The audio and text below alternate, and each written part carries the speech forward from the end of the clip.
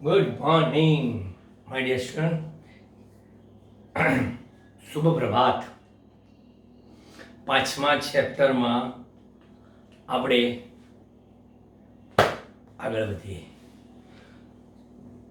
Last લેક્ચરનું જરા memorise કરો. આપણે ચુંબકત્વનો ઇતિહાસની વાત કરી હતી, ગજિયા ચુંબકની વાત કરી હતી, એના બે ધ્રુવની પણ વાત કરી હતી, ઉત્તર અને દક્ષિણ.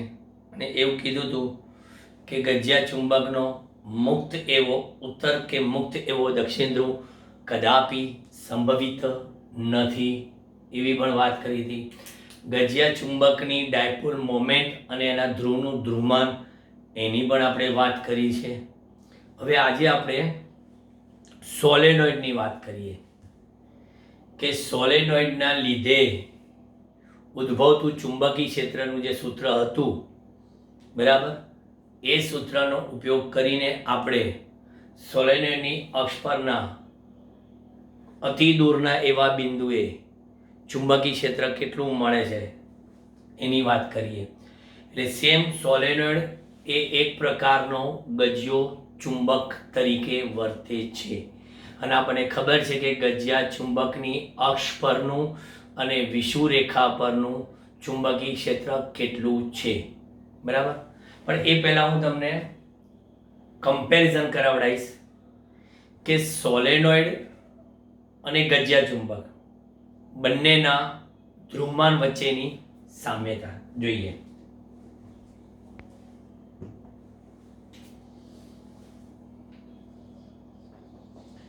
સૌથી મારો પહેલો પ્રશ્ન હશે,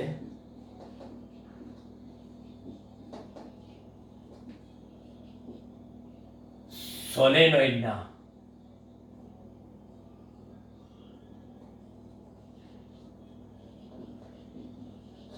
ધ્રુવમાનનું સૂત્ર. સોલેનોઇડના ધ્રુવમાનનું સૂત્ર આપણી પાસે આવો એક સોલેનોઇડ જેની લંબાઈ હું કેટલી ધારીશ ખબર છે? ગજિયા ચુંબકના ચુંબકીય લંબાઈ જેટલી, આટલી જ ધારી મેં, જો, બરાબર, આટલી. હવે આમાં અહીંથી વહેતો પ્રવાહ મેં કઈ દિશામાં બતાવ્યો છે? અહીંથી જોતા આપણી નજર એટલે કે દ્રષ્ટિ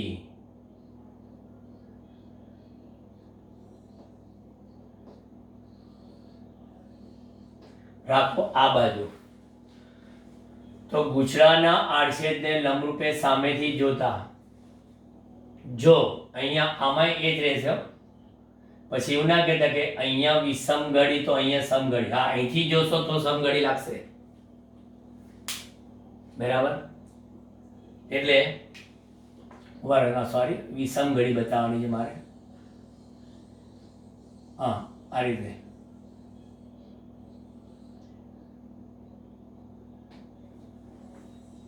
વિષમઘડી. હવે અહીંથી જોઈએ છે તો આ પણ એ જ રહેશે. ચાલો, મેં ના બદલ્યું હોત તો પણ અમારે શું કરવું છે? ડાયપોલ મોમેન્ટ જમણી બાજુ બતાવવું છે. એટલે હવે એનો અર્થ એ થયો કે એનો આ છેડો શું બની ગયો? નોર્થ. જોઈ લેજો તમે. અને એનો આ છેડો શું બની ગયો? સાઉથ. તમે સોલેનોઇડના પાસેના બધા આંટા વિચારશો ને, તો દરેકે દરેક પાસેના આંટા એક રિંગ બનશે. અને એક રિંગ બનશે ને, તો હવે એ રિંગ પણમાં ડાબી જમણી મીન્સ કે આગળ પાછળ પણ મેગ્નેટિઝમ ઉત્પન્ન થવાનું. રિંગની આ સાઈડનો છેડો નોર્થ હોય તો આ સાઈડનો છેડો સાઉથ હોય, બરાબર. એટલે પાસેના તમે જોશો SN SN SN SN, એટલે બાજુની બધી જ રીંગો તમે જોવા જશો તો બધી જ રીંગો એક પ્રકારનું શું ઉત્પન્ન કરશે? ચુંબકીય ક્ષેત્ર ઉત્પન્ન કરશે, બરાબર. અને એના કારણે અસરકારક ડાયપોલ મોમેન્ટ ક્યાં આવશે એ પણ તમે જોઈ શકશો. S થી N તરફ.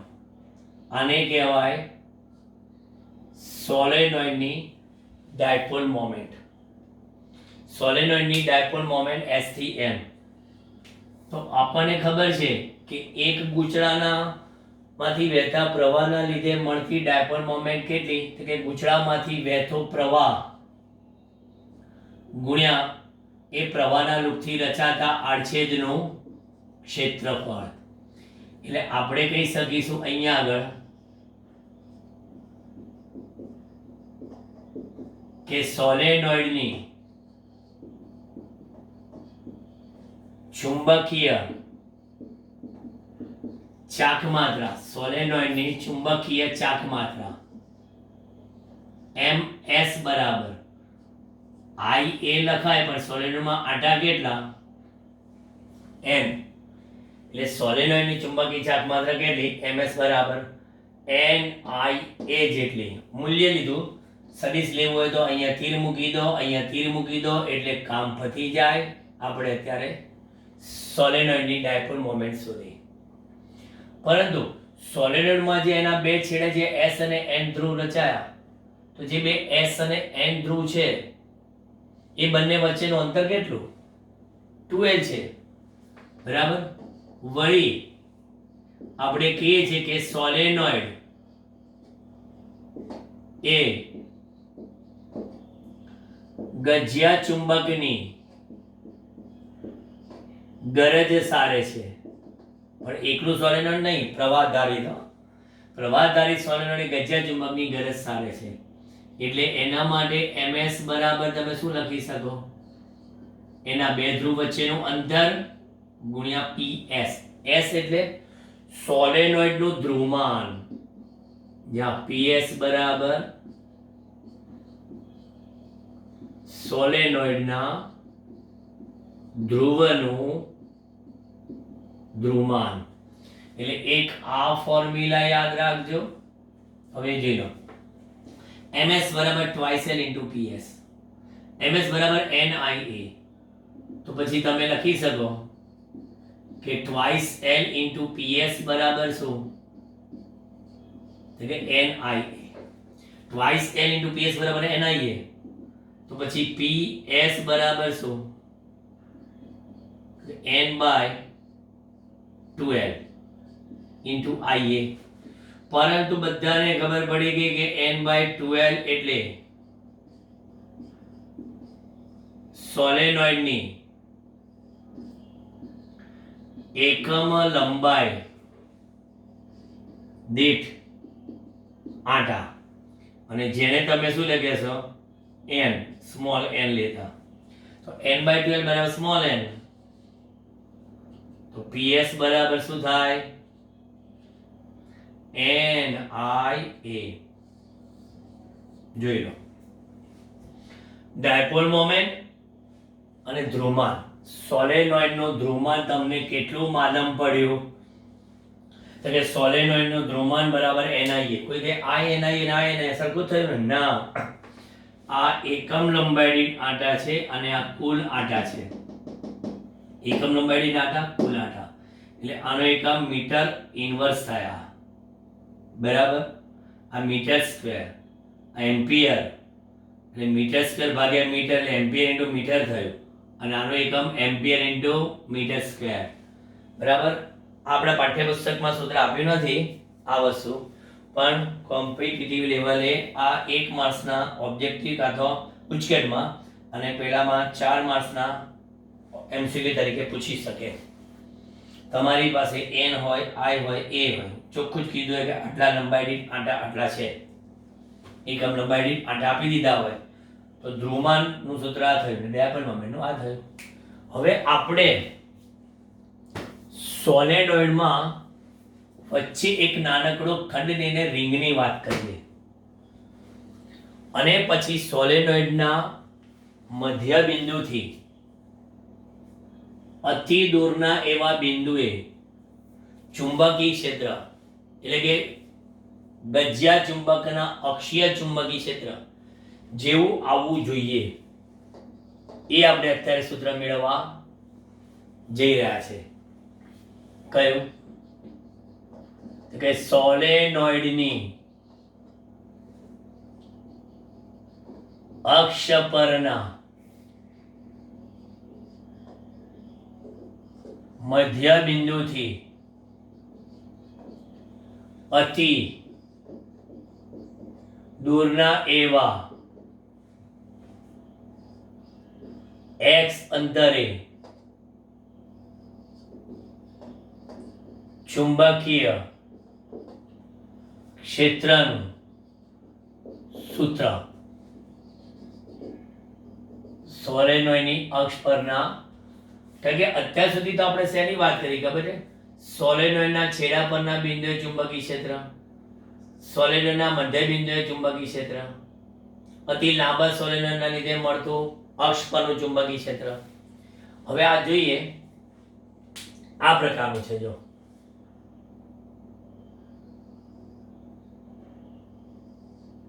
અને આ સોલેનોઇડ આપણે બહુ મોટો નહીં લેવાનો. એ જે સોલેનોઇડની જે લંબાઈ L છે એટલે 2L, પણ આપણે L બરાબર is very much less than x લઈને ચાલવાનું છે આપણે.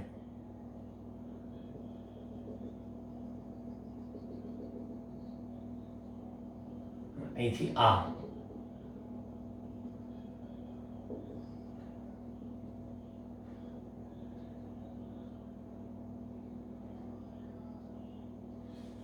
બરાબર, એટલે સોલેનોઇડની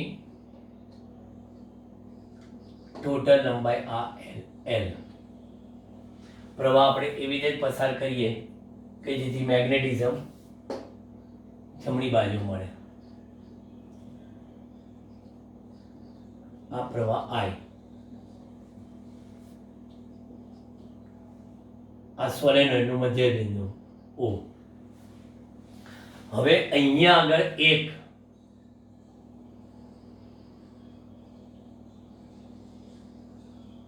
સોલેનોઇડનો સૂક્ષ્મ ભાગ ધ્યાનમાં લીધો છે. થોડી પેનનો કલર આપણે ચેન્જ કરીએ એટલે થોડું જુદું પડે. એક જ મિનિટ.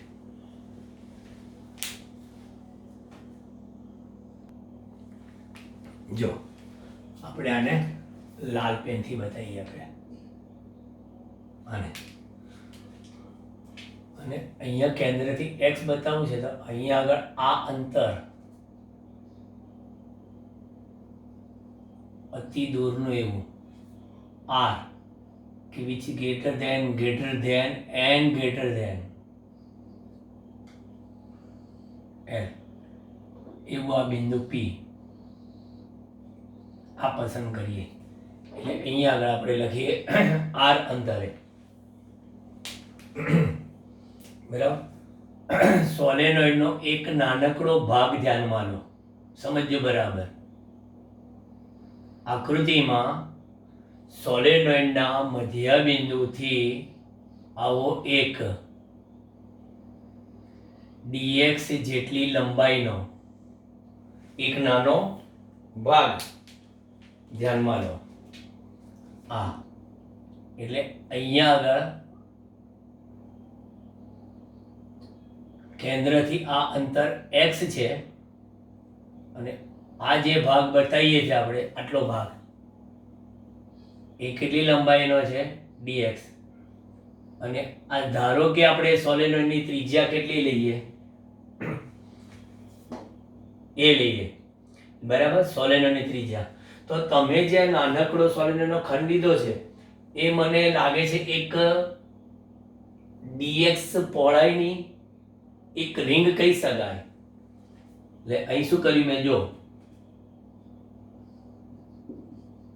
આ લખાણ લખવું પડે, સોલેનોઇડના મધ્ય બિંદુથી x અંતરે dx જેટલી સૂક્ષ્મ લંબાઈનો dx જેટલી સૂક્ષ્મ લંબાઈનો ખંડ ધ્યાનમાં લેતા આ ખંડમાં આટાની સંખ્યા કેટલી થશે આંટાની સંખ્યા, એકમ લંબાઈ દીઠ આંટાની સંખ્યા n હોય તો dx લંબાઈ દીઠ આંટાની સંખ્યા ndx થાય. આ ખંડમાં આંટાની સંખ્યા ndx થાય માટે આ ખંડ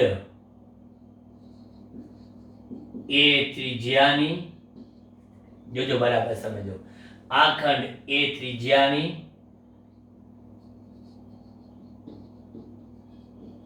આ એક પ્રવાહ આધારિત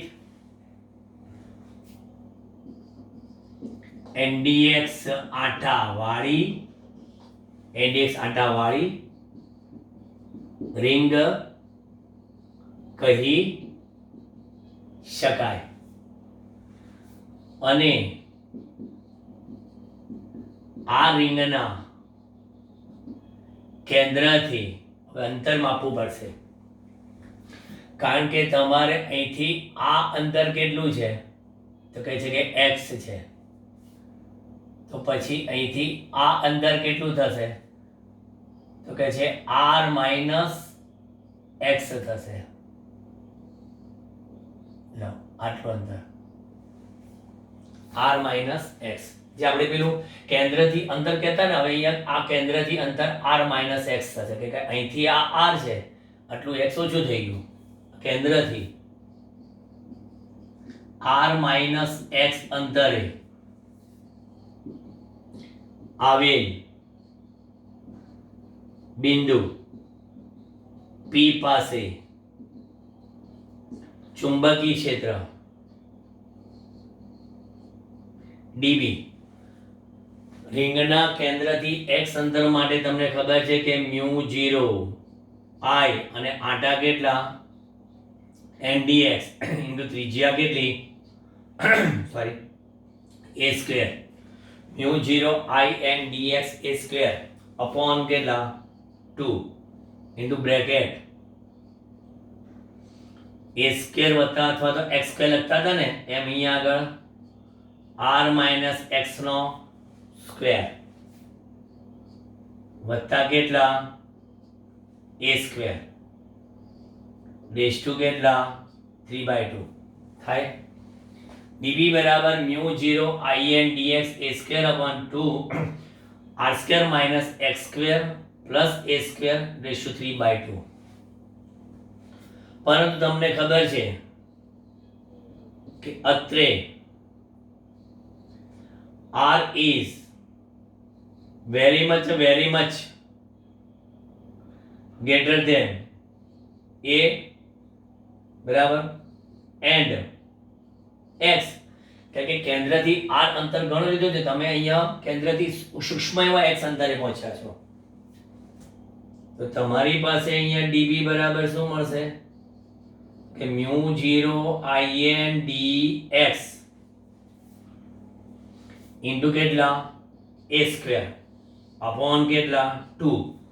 હવે અહીંયાથી x પદ જશે, અહીંથી a પદ જશે, તો r સ્ક્વેર ની 3/2 એટલે કેટલા થશે o. એટલે તમે રિંગના કેન્દ્રથી અતિ દૂરના એવા બિંદુએ ચુંબકીય ક્ષેત્રનું જે સૂત્ર લાવતા હતા ને એ જ રીતનું આ સૂત્ર તૈયાર થઈ ગયું, પરંતુ એક ખંડના લીધે છે એટલે મેં અત્યારે dB લખ્યું છે, ખંડના લીધે છે એટલે dB બરાબર. તો માટે સમગ્ર સોલેનોઇડને ધ્યાનમાં લેતા તેના કેન્દ્રથી r અંતરે ચુંબકીય ક્ષેત્ર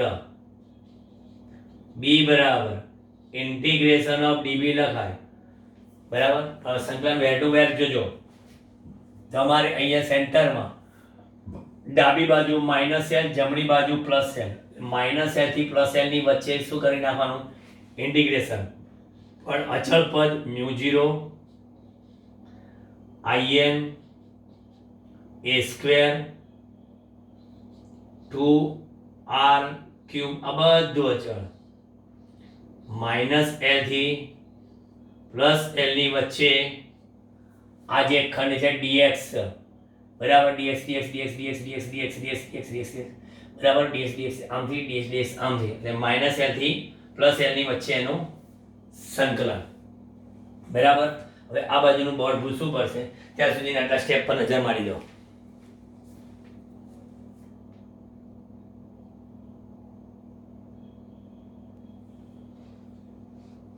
ચલો મારી દો, બોર્ડ ભૂસાઈ ગયું આપણું. હવે અહીંથી સ્ટેપ આગળ b બરાબર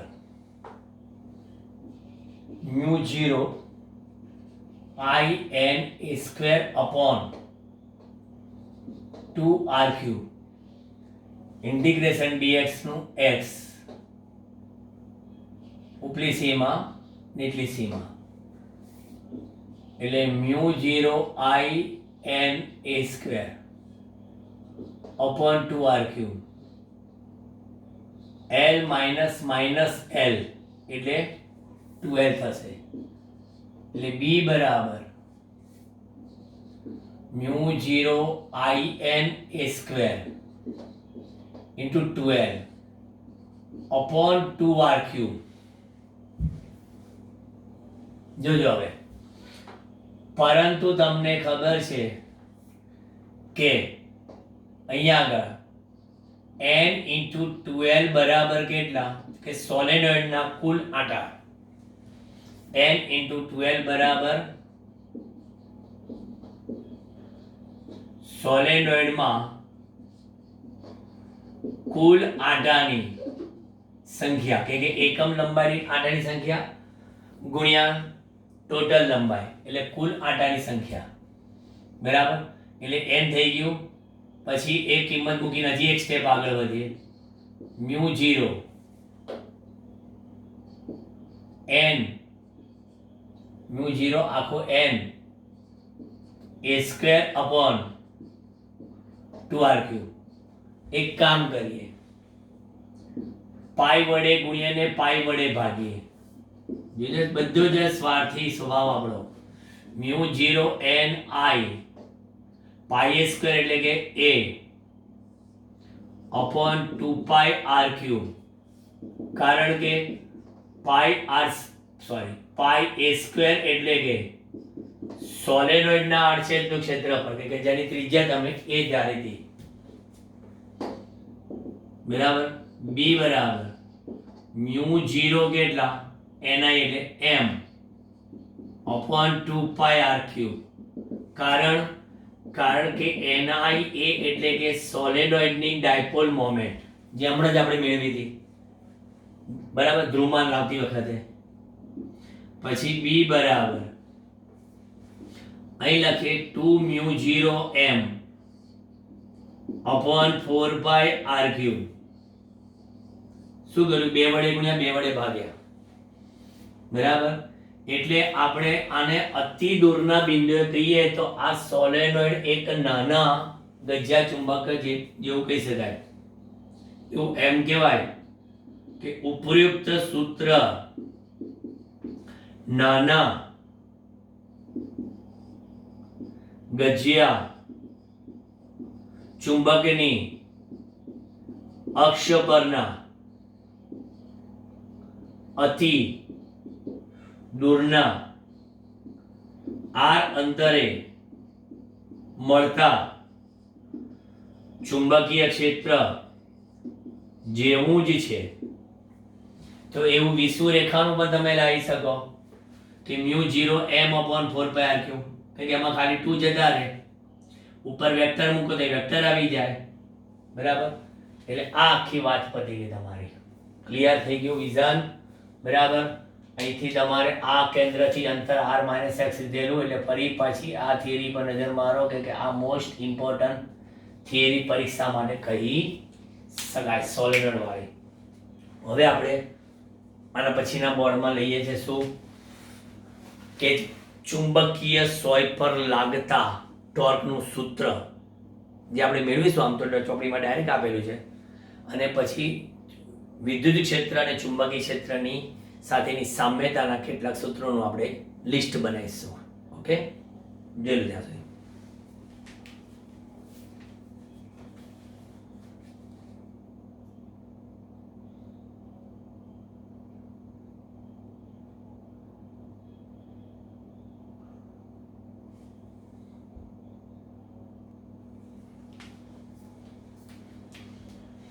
ચાલો હવે નવો ક્વેશ્ચન. સદિશ બી જેટલી સમાન ચુંબકીય तीव्रता के चुंबकीय प्रेरण धरावता એટલે કે નિયમિત ચુંબકીય ક્ષેત્રમાં મૂકેલી ચુંબકીય સોય પર લાગતા ટોર્કનું સૂત્ર અને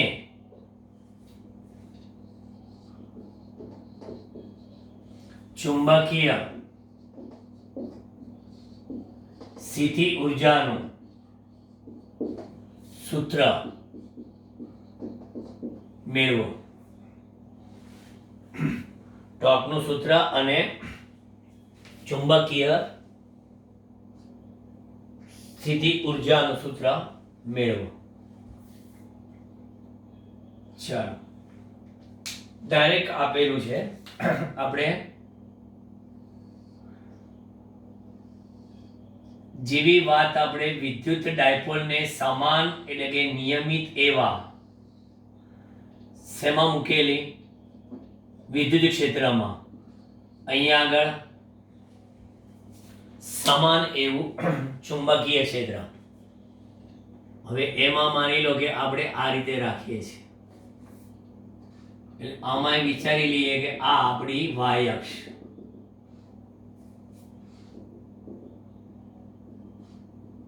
અને આ આપણી એક્સ અક્ષ. એટલે એક્સ દિશામાં શું આપેલું છે? ચુંબકીય ક્ષેત્ર. અને આ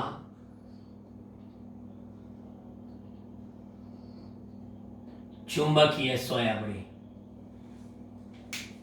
બરાબર, નોર્થ અને સાઉથ ની રીતે.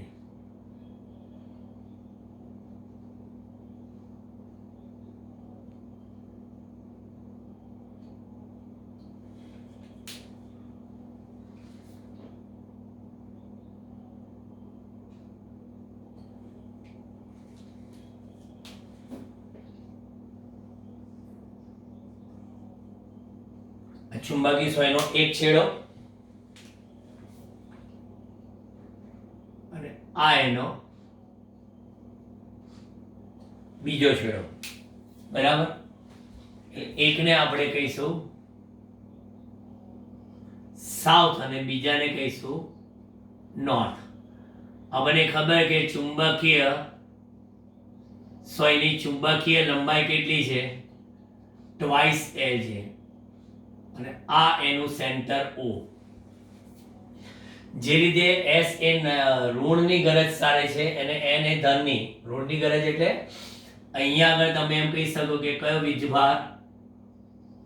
ચુંબકીય ભાર, નોટ વીજભાર, ચુંબકીય ભાર, ઋણ ચુંબકીય ભાર, અને આ ધન ચુંબકીય ભાર. એટલે ધન ચુંબકીય ભાર પર આ બાજુ બળ લાગે એટલે તમે એને કહો Fn. Fn બરાબર શું લખો? Plus Qm into B. Fn બરાબર પ્લસ Qm ઇન્ટુ બી. અને આની પર આ બાજુ લાગે Fs પર માઇનસ Qm ઇન્ટુ બી. એટલે આમ જોવા જઈએ તો ચુંબકીય સોય પર લાગતું કુલ એવું ચુંબકીય બળ બરાબર 0. માટે એવું કહી શકો તમે કે ચુંબકીય સોય રેખીય ગતિ કરે નહીં. ચુંબકીય સોય રેખીય ગતિ કરે નહીં, પરંતુ તમે એમ કહી શકો છો કે અહીંયા Fn સદિશ અને Fs સદિશ નું મૂલ્ય, Fn અને Fs બંનેનું મૂલ્ય કેવું છે? સમાન છે અને Fn equal to minus Fs અને વળી આ બંને બળો પાછા કેવા છે? કે એક રેખસ્થ નથી માટે તેઓ ટોર્ક ઉત્પન્ન કરે, એટલે કે ચુંબકીય સોય પર પછી ટોર્ક લાગશે. આ બંને બળોના લીધે ચુંબકીય સોય પર ટોર્ક લાગશે, એટલે ચુંબકીય સોય આ બાજુ જવાની કોશિશ કરશે, અહીંથી ઉપર જવાની કોશિશ કરશે, એટલે આ કેન્દ્ર O ને અનુલક્ષીને એની શું થશે? ચાક ગતિ થશે. હવે ચુંબકીય સોય જે છે એની ડાયપોલ મોમેન્ટ S થી N એટલે આ બાજુ હોય, આ ડાયપોલ મોમેન્ટ બરાબર. એને ચુંબકીય સોયની ડાયપોલ મોમેન્ટે ચુંબકીય ક્ષેત્ર સાથે કેટલો ખૂણો રચ્યો છે? થીટા. એટલે આપણું સૂત્ર m અને સદિશ b ના પદમાં લાવવાનું છે. ટૂંકોનો ટચ. દરેક પદ લાગતું ટોર્ક તમે શોધો તો અહીંયા આગળ n ધ્રુવ પર લાગતું ટોર્ક ટાઉ n સદિશ બરાબર, અહીંયા કેન્દ્રથી એનો સદિશ કયો? તો કે સદિશ L. R ક્રોસ F પ્રમાણે સદિશ L ક્રોસ શું લખાશે? B બરાબર. તો સોરી B નહીં, R ક્રોસ F પ્રમાણે L ક્રોસ F એટલે કેટલા? QM ઇન્ટુ B થઈ ગયું R ક્રોસ F. પછી એ જ રીતે આ કોઈ સાબિતી આપી નથી તમને. S ધ્રુવ પર લાગતું ટોર્ક ટાઉ S બરાબર, પણ એનો ઋણ સ્થાન સદિશ અહીંયા આ બાજુનો minus L cross minus QM B, અરે તોય માઇનસ માઇનસ શું થયા? પ્લસ જ થઈ ગયા અંતે. તો પછી આ બંને ટોર્ક પરથી માટે ચુંબકીય સોય પર લાગતું કુલ ટોર્ક સદિશ ટાઉ બરાબર એના n ધ્રુવ પર લાગતું ટોર્ક s ધ્રુવ પર લાગતું ટોર્ક. જો આ જે ટોર્ક લાગ્યું ને એના કારણે તમારી ચુંબકીય સોય કઈ બાજુ ભ્રમણ કરે છે? આ ટાઉ n ના કારણે સમઘડી ભ્રમણ કરે છે બરાબર. આ ટોર્કના કારણે સમઘડી ભ્રમણ કરે, આ ટોર્કના કારણે પણ કેવું ભ્રમણ? એમાંય તે સમઘડિત ભ્રમણ છે, એટલે ટોટલ ટોર્ક લાગશે એમાંય ભ્રમણ કેવું થશે? સમઘડિત થશે. સદિશ ટાઉ બરાબર L cross QM into B plus L cross QM into B, એટલે સદિશ ટાઉ બરાબર 2L cross QM into B, પણ એમ ના લખવું હોય તો સદિશ ટાઉ બરાબર 2L અને આ QM ને બાજુ પર લઈ લો ક્રોસ B બરાબર. એટલે સદિશ ટાઉ બરાબર આના બરાબર શું થશે? ચુંબકીય સોયની ડાયપોલ મોમેન્ટ આ પણ ભ્રમણ કયું? સમઘડી ભ્રમણ બરાબર, કે જ્યાં 2L સદિશ ક્રોસ QM બરાબર m, એટલે કે ચુંબકીય સોયની ચાક માત્રા. આ QM ના લખવું હોય તો P પણ લખાય, કે P એટલે પણ ધ્રુવમાન છે, પણ આપણે અહીંયા ચુંબકીય ભારના પદમાં જણાવ્યું. ચુંબકીય ભાર પ્લસ QM માઇનસ QM ને ચુંબકીય ભારમાં લખાયું.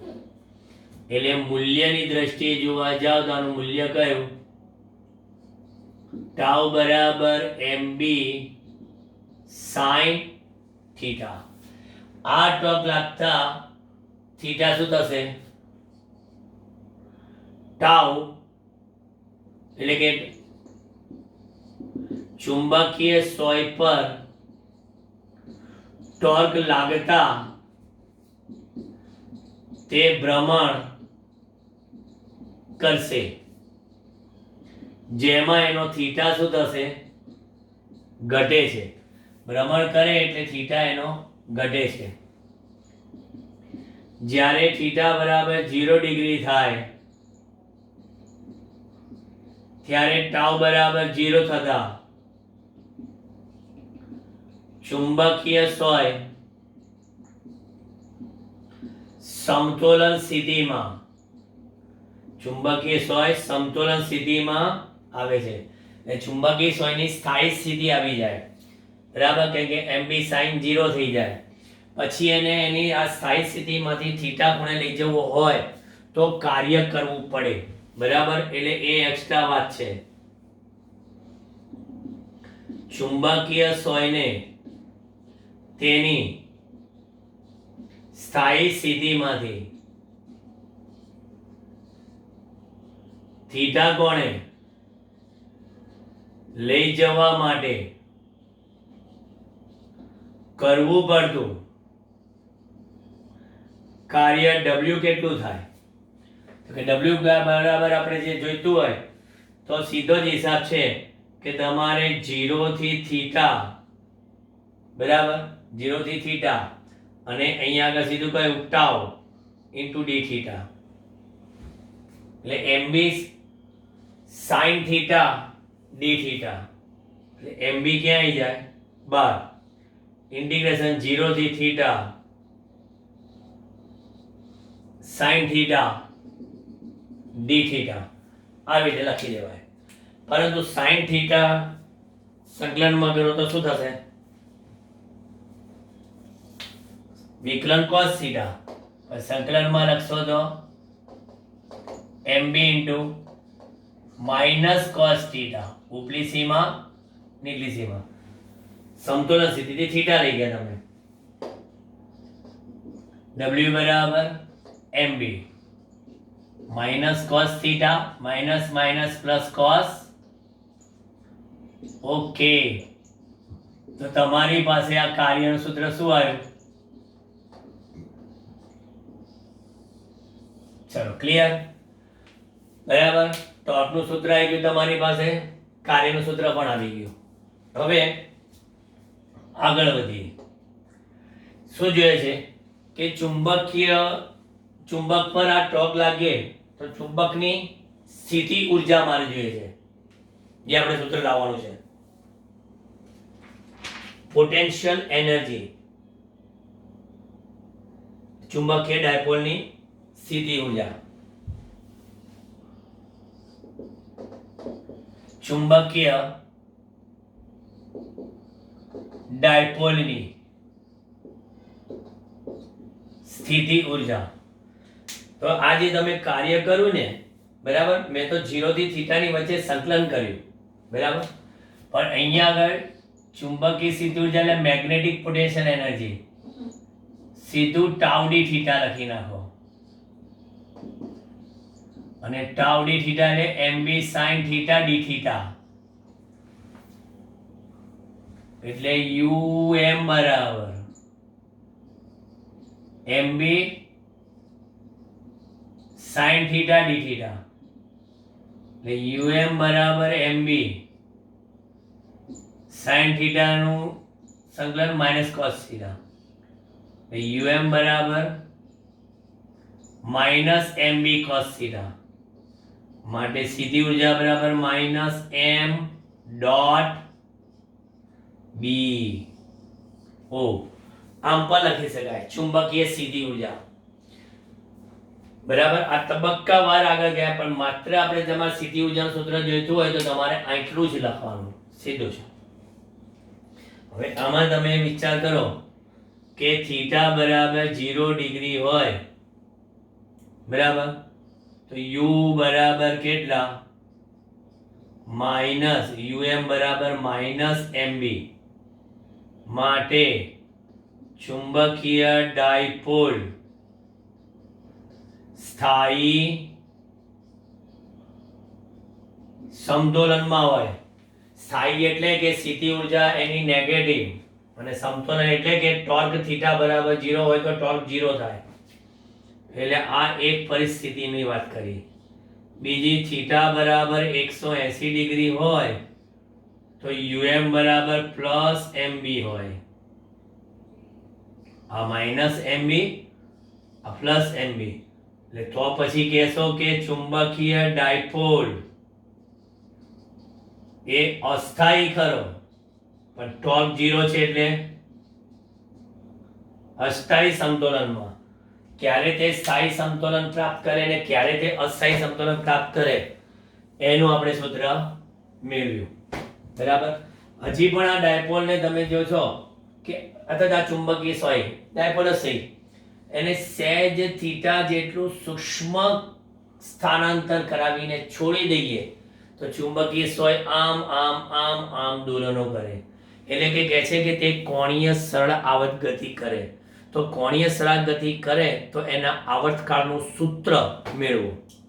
બરાબર. એમાં તમારે આ ચુંબકીય સોય છે અથવા તો ગજ્યો ચુંબક લઈએ તો એની તમારે શું લેવી પડે? જડત્વની ચાક માત્રા. ચલો એ સૂત્ર પણ જોઈ લઈએ આપણે.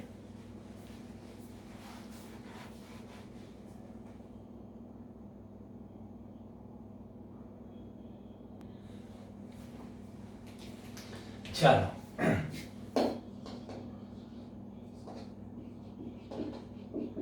સમાન ચુંબકીય ક્ષેત્રમાં મૂકેલા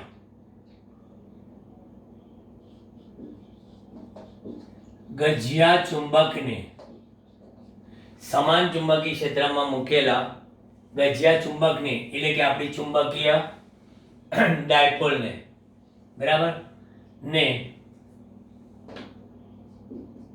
તેની સમતોલન સ્થિતિમાંથી થીટા જેટલું સૂક્ષ્મ કોણીય સ્થાનાંતર કરાવી છોડી દેતા તે સરળ આવર્ત ગતિ, પણ કેવી સરળ ગતિ?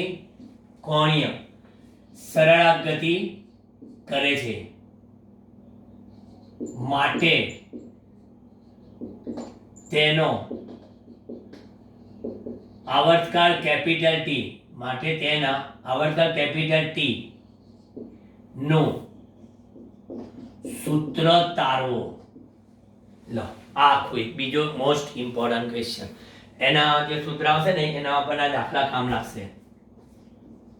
બીજું અહીંયા આગળ હવે જવાબ લખીએ કે ચુંબકને થીટા જેટલું સૂક્ષ્મ કોણે શાંત કરાવી છોડી દીધું ને, એટલે ચુંબક ને થીટા જેટલું સૂક્ષ્મ કોણીય સ્થાનાંતર કરાવી છોડી દેતા, આમ થીટા જેટલું કોણે સ્થાનાંતર માટે ટોર્ક લગાડવું પડે છે. સૂક્ષ્મ થીટા જેટલું સૂક્ષ્મ કોણે સ્થાનાંતર કરાવી છોડી દેતા તેની પર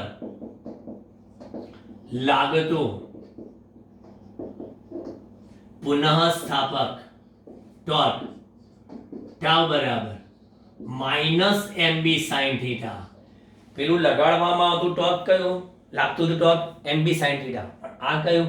માઇનસ mb sin થીટા. બરાબર. પરંતુ ટાઉ બરાબર શું છે? i alpha. જ્યાં i બરાબર શું છે? i બરાબર ગજિયા ચુંબકની જડત્વની ચાક માત્રા. 11માં 7મો પાઠ ભણી ગયા એ જડત્વની ચાક માત્રા. અને આલ્ફા બરાબર ચુંબકનો કોણીય પ્રવેગ. તો માટે આઈ આલ્ફા બરાબર એમબી સાઇન થીટા, પરંતુ કહે છે કે અત્રે થીટા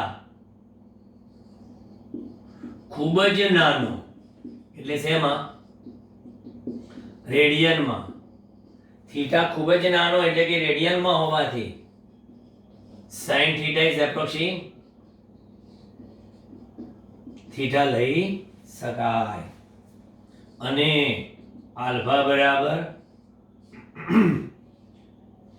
કોણીય સ્થાનાંતરનો સમયની સાપેક્ષે દ્વિતીય વિકલન, એ તમારી પાસે I into d2 theta by dt2 બરાબર માઇનસ mb ઇન્ટુ થીટા લઈ શકાય. તો પછી અહીંયા આગળ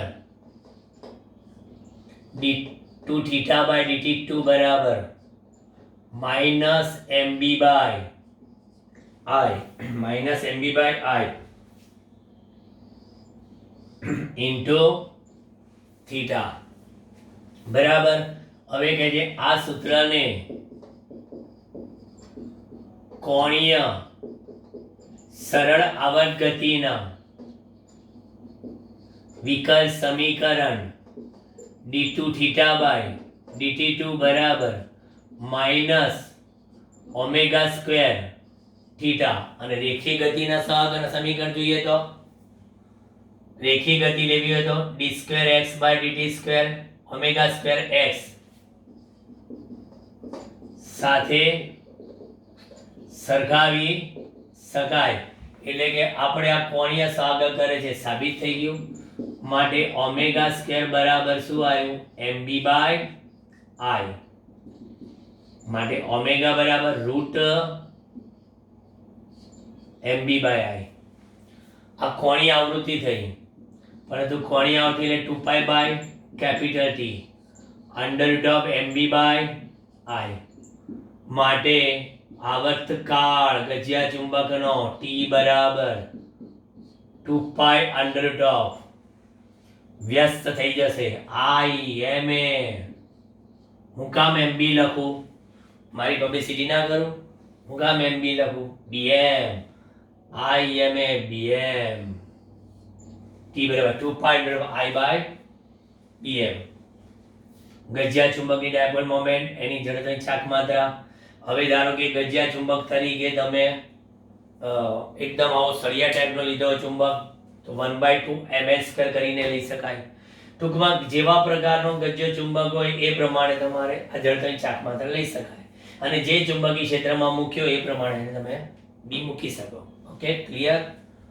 મોસ્ટ ઇમ્પોર્ટન્ટ આ સૂત્ર, આવૃત્તિનું સૂત્ર પણ લખી શકાય, અને વ્યસ્ત કરી નાખો એટલે 1/2 પાઈ bm બાય I. બરાબર. આવું આપણું વિદ્યુત ડાયપોલમાં પણ આ પ્રકારનું સૂત્ર આવતું હતું.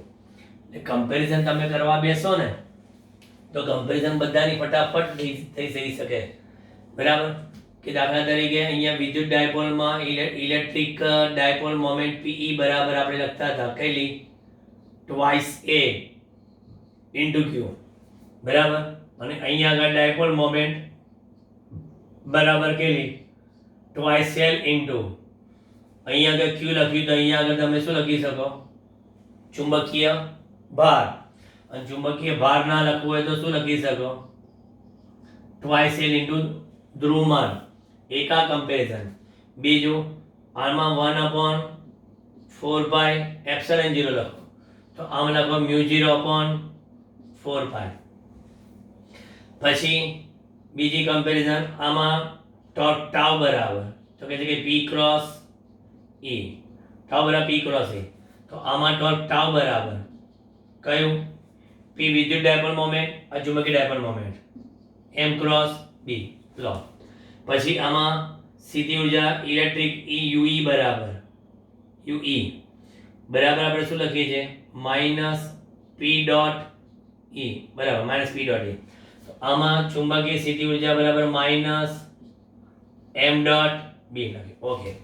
આમાં દોલનો કરાય તો આવર્તકાળ T બરાબર 2 પાઈ અંડર ડોટ શું લખી દે આપણે એમાં? જડત્વની ચાક માત્રા. અને અહીંયા આગળ આપણે શું લખતા હતા? B ની જગ્યા પર E અને ડાયપોલ મોમેન્ટની જગ્યા પર P. એટલે આ આમ લખે I બરાબર T બરાબર 2 I by PE અને અહીંયા આગળ આવતકાળ T બરાબર 2 પાઈ. આ તો આપણે યાદ રહે એટલા માટે લખી દો IM એ BM અથવા તો T બરાબર IP તમને IP ના IP મૂકી દો TIP. પછી વિદ્યુત અક્ષીય વિદ્યુત ક્ષેત્ર બરાબર. તો અક્ષીય વિદ્યુત ક્ષેત્રમાં સૂત્ર શું હતું આપણી પાસે 2 kp અપોન કયું હતું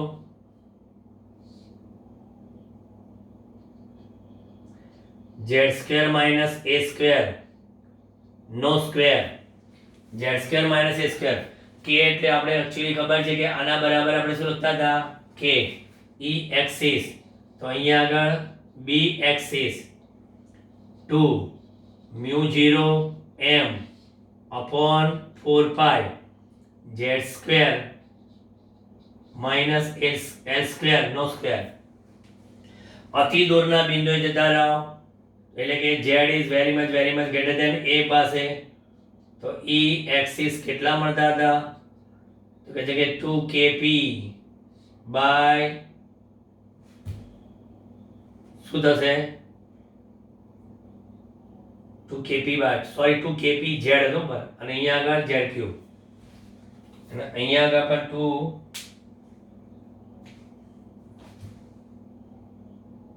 અહીંયા પણ z હશે. અહીંયા પણ એ જ રીતે z is very much greater than l પાસે. b એક્સિસ કેટલું 2 μ0 m upon 4 pi z cube. આ રીતે આવે. ઓકે.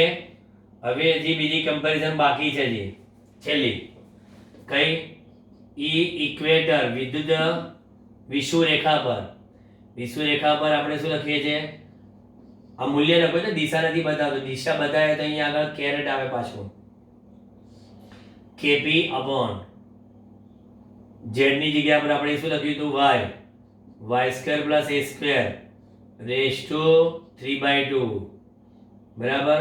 અને એમાં y is very much greater than a પાસે શું લખતા હતા કે સાહેબ e ઇક્વેટર બરાબર kp by y ક્યુબ. ચલો હવે એની સામે હું અહીંયા આગળ બાજુમાં જ લખું છું તમે વ્યવસ્થિત લખજો. આ તો શું છે ખબર જ હોય પણ આ એક ટોપિક આપણો પૂરો થઈ જાય. પછી b ઇક્વેટર બરાબર μ0 m અપોન કેટલા y² plus l² raised to 3/2 y is greater than l પાસે એટલે b equator μ0 m upon 4 pi y cube. ભૂલાઈની કમ્પેરિઝનમાં k કે 1/4 pi એપ્સિલોન જે જગ્યાએ μ0 upon 4 pi છે. એટલે ઇલેક્ટ્રિક સ્થિત વિદ્યુત ક્ષેત્ર અને ચુંબકીય ક્ષેત્ર વચ્ચેની આ શું થઈ ગઈ સામ્યતા થઈ ગઈ. ધીસ ઇઝ અ કમ્પેરિઝન બરાબર. એટલે આપણો એક ચેપ્ટરનો 50% ઉપરનો ભાગ પતી ગયો. 50% ચેપ્ટર ઇઝ કમ્પ્લીટેડ. જોઈ લો.